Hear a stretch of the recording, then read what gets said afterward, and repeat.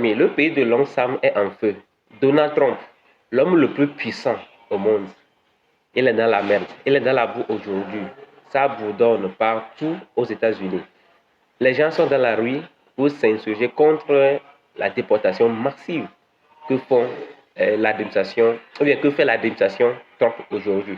Nous savons que Trump avait une politique de anti-immigration. Alors, il est venu, il a fait la campagne et les gens ont voté pour lui. Et aujourd'hui, les gens regrettent d'avoir voté parce que ce n'est pas ce qu'ils attendaient.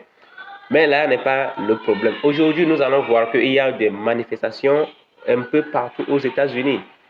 Seulement qu'il n'y a pas tellement de brutalité comme on peut le voir en Afrique, comme le pays, le Togo ou encore au Cameroun récemment. Mais là n'est pas le problème. Regardons ce que disent les Français et les autres sur la situation qui se passe actuellement aux États-Unis. Et on revient. Au 5e jour des manifestations, le gouverneur démocrate de Californie, Gavin Newsom, figure de proue de l'opposition, prévient l'administration Trump. La Californie est peut-être la première, mais cela ne s'arrêtera clairement pas ici. D'autres États seront les prochains. La démocratie est la prochaine. La démocratie est attaquée sous nos yeux. Ce moment que nous redoutions est arrivé. Au Texas, grand État frontalier avec le Mexique, à forte population latino-américaine, des manifestants ont rejoint le mouvement depuis lundi soir. Le gouverneur républicain Greg Abbott y a ordonné mardi le déploiement de la garde nationale. Quelques interpellations ont eu lieu. Dans les rues, les protestataires n'ont pas l'intention de se laisser intimider. Les gens sont horrifiés par ce qui se passe. Cela montre que l'administration actuelle ne représente pas le peuple. Si nous sommes capables de rassembler autant de personnes dans tout le pays, c'est que quelque chose ne va pas. Lorsque des familles sont séparées, il ne s'agit pas de violation des droits de l'homme. Lorsque des personnes sont torturées dans des cages, sans avocat, sans procédure régulière, ce n'est pas une violation. Mais quand on porte atteinte à la propriété du gouvernement comme celle-ci, c'est plus important. Le mouvement s'étend à d'autres villes américaines comme ici à Brookhaven en banlieue d'Atlanta.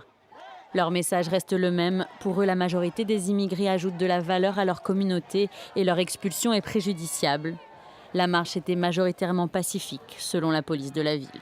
Alors, avec tout ce qui se passe là, Trump n'est pas en train de perdre sa légitimité vis-à-vis aux citoyens américains. Est-ce qu'il ne veut pas perdre les élections à venir? Est-ce que Trump va pouvoir réaliser ses rêves? Ce qu'il a dit, America First, Amérique d'abord, est-ce qu'il va pouvoir le faire? Parce que pour faire l'Amérique First, pour faire l'Amérique d'abord, il doit, pour lui, déporter beaucoup de personnes. Mais tout d'abord, je vais aussi vous dire que pour la déportation, ce n'est pas seulement aux États-Unis, ça se passe en France, mais dans un silence absolu, et également aux Émirats arabes unis où je vis. Mais seulement comme l'Amérique d'armes du monde, tous les projecteurs sont braqués sur l'Amérique. Comme c'est la démocratie, on veut voir comment ils peuvent encore nous donner des leçons sur la démocratie et la gouvernance. Voilà ce qui se passe. Vous êtes venus, les citoyens ont donné leur aval pour que tu sois au pouvoir. Maintenant, pour les diriger, ils disent non. Tu fais quelque chose, ils disent non. Comment est-ce qu'il va gérer tout ça là? Suivons la vidéo et nous revenons.